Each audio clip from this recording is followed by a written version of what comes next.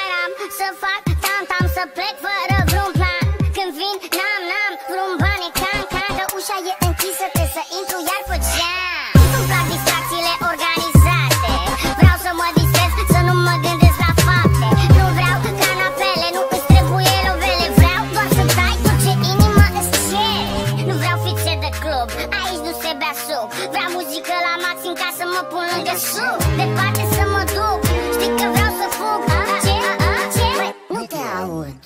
Acasă, pe stradă, în club e la mine, la tine, să spună cineva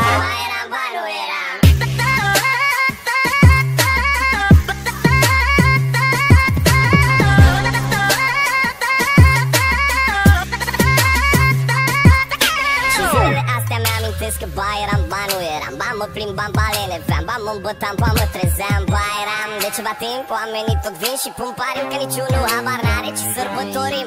Dar nu-i nimic, lasă că știu eu, vă dau motive de băut. Bem pentru ziua mea de anul trecut, hai vă salut. Dar la ușă a bătut poliția, ne cheamă la secție, că cineva de aici a parcat în intersecție. La muzica încet că se aude basul, te ții de noi dacă e cazul. Deschide ușa ca în glasul, să vorbească unul care știe cât de ceasul. Eu nici nu știu pe toți, dubios și dracu ce sunteți. Ba vă văd, ba nu vă văd, tot apăreți, tot dispăreți. Acasă